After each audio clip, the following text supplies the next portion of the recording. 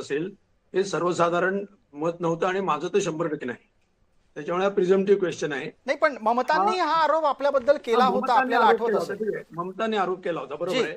आणि त्यांनी नंदीग्राम आणि सिंगूर या ठिकाणी अतिशय चांगल्या प्रकारचे जे प्रकल्प होणार होते, होत होते, त्याला लोकांची मान्यता होती. तिथे अक्षरशः अराजक पसरवलं आणि दुर्दैवाची गोष्ट अशी की त्यावेळच्या काँग्रेस सरकारने केंद्रातल्या आणि त्यावेळेला चिदंबरम गृहमंत्री होते, त्यांनी तिथल्या अशा या अराजकी शक्तींना हा चक्क उत्तेजन दिलं.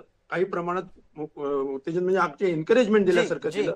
हे सुद्धा घटक त्यावेळेला कारणीभूत होते आणि त्याच्यामुळे तिथे डाव्यांचा पराभव झाला.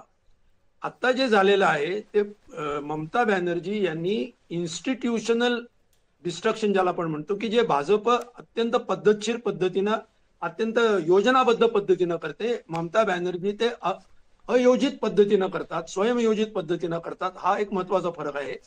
त्यामुळे इन्स्टिट्यूशन्स मग ती ब्युरोक्रेसी असेल, सगळ्या सरकारी जी. यंत्रणा असतील, त्या पक्ष पद्धती असेल, डेकोरम असेल, हे सर्व तोडायचं आणि त्यांच्या पक्षाचे त्यांना वाटणारे जे नेते स्थानिक गुंड कोणी असतील त्यांच्या हातात सर्व कारभार द्यायचा. ठीक अशा आहे, पद्धतीने याच्यावरचा मुद्दा घेतो. त्यांचं काम होतं. अजितराव याचा मुद्दा घेतो, पटकन गोपाळ तिवारींपर्यंत पोहोचतो. आपण जे म्हणालात ना, तो मुद्दा काँग्रेसशी निगडीत आहे, की काँग्रेसनं ममतांना त्यांचं अराजक माजवण्यासाठी मदत केली आणि डाव्यांना हरवण्याच्यासाठी काँग्रेसला हे करावंसं वाटलं. गोपाळराव, उत्तर असेल तर पटकन 1 मिनिटात द्या. एक नवी ताजी माहिती वाट पाहतीये. नाही नाही नाही, या मताशी मी नाही सहमत आहे. असं काही केलेलं नाही. काँग्रेसने कायम अहिंसेच्या बाजूनीच सत्ता राबवलेली आहे, त्याच्यासाठीच धोरणं राबवली आहेत.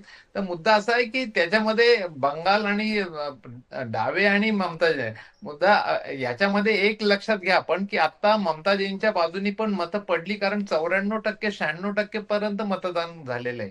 त्यामुळे हे लोकशाही संविधान याच्याविषयी जो एक चीड आहे देशामध्ये, जे काय चाललंय त्याच्यासाठी पण मतदान झालेलं आहे ना.